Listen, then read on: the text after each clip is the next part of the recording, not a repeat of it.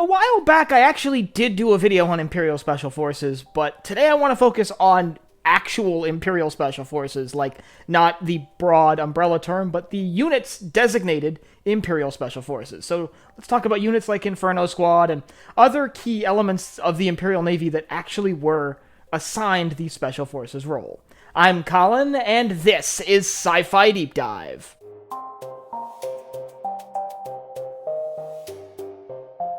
Remember, if you enjoyed this video, to head down below and hit that subscribe button. So oftentimes within Star Wars, Special Forces is used kind of nebulously to refer to any unit that operates away from a much larger military, but there actually were elements in the Imperial Military that were designated as Imperial Special Forces, and today I want to take a moment to focus on those units and the role they would have played within the Imperial Military. Now, there are two types of land units that are actually designated Imperial Special Forces, and we're going to start with the one that most people don't talk about, and we're just going to get that one out of the way real quickly, and that's Imperial Storm Commandos. Now, the Imperial Storm Commandos were created as a unit for a mobile strategy game and never appeared anywhere else in canon, so there's not a ton of lore surrounding them, but we do know that they all received very specific training for extreme environments and were created from soldiers that were picked from other units across the Imperial Military, with a lot of soldiers coming specifically from the 501st. However, it's worth noting that these units don't seem to operate much like Special Forces. Instead, they operate more like a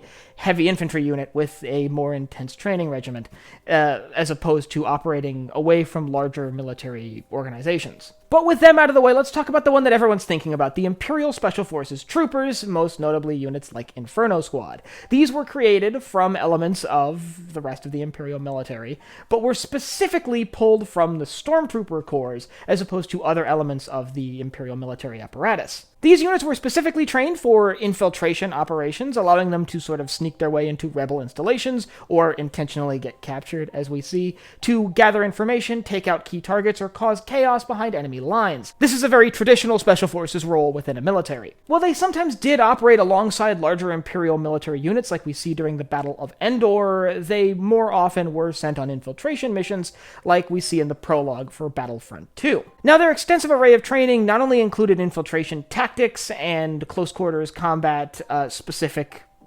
tactical training, but it also included a robust knowledge of a variety of different handheld weapon systems from across the galaxy, allowing them to more effectively utilize the wide variety of weapons employed by the Rebel Alliance. This was a particularly useful tactic when operating behind enemy lines when you may not have access to standard-issue Imperial weapons, like the E-11. Well, some Imperial Special Forces units would be tied to larger Imperial vessels, like Imperial-class Star Destroyers. A lot of them would be assigned to smaller, light vessels like Raider-class corvettes, which we see in Star Wars Battlefront 2. That would allow these units to operate relatively independently from other larger units within the Imperial Military, allowing them to effectively be deployed into the furthest reaches of the galaxy away from large Imperial fleets. That being said, as I mentioned, they would occasionally partake in larger battles like the Battle of Endor, and by the end of the Galactic Civil War, an increasingly desperate Empire was employing them more as, well, heavy infantry as opposed to,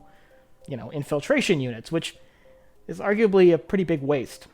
That being said, I did mention at the beginning of this video that there were two infantry units and something else. And that's the fact that one TIE Fighter unit actually was designated Special Forces. The 204th Imperial Fighter Wing was ultimately designated Imperial Special Forces shortly before the Battle of Endor, and they would gain that title from being one of the most combat-effective fighter elements within the Imperial Navy. Ultimately being tied to the Star Destroyer Celerity, they would serve throughout the entire duration of the Empire, all the way through to the Battle of Jakku. However, they would take various losses, and their story is a long one that I would like to talk to on its own another day, so I really don't want to dive a ton into that unit right now, but that was a TIE Fighter unit that was also designated as Special Forces, which, one more thing about regular Imperial Special Forces troopers is that they were also trained in a lot of vehicles, and we do see Iden Versio, a member of this Special Forces unit, being incredibly skilled in the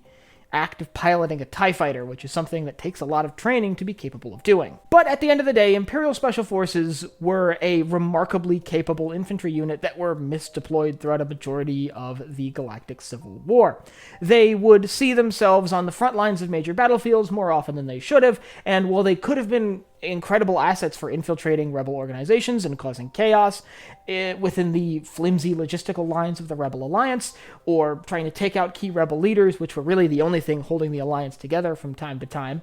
They were employed as regular infantry a lot more than they should have been. If you'd like to learn about some of the other elements of Imperial Special Forces that might not have had that designation, but were certainly worlds apart from the traditional and standard Imperial Stormtrooper, I'll leave a link up here to a video I made a while back on the rest of Imperial Special Forces. And I'd like you to let me know down in the comments whether you think the Empire actually did misuse these infantry units. Do you think it makes sense to deploy these highly skilled infantry elements on the battlefields of the Galactic Civil War, or do you think they are best used as infiltration units operating behind enemy lines? And if you have anything else you'd like to see me cover in Star Wars or anywhere else in science fiction, you can let me know down below in the comments. Last but not least, if you enjoyed this video, head down below, hit the like button, the subscribe button, and the bell icon so you get notified when I upload new videos. So for Sci-Fi Deep Dive, I'm Colin, and I will see you next time.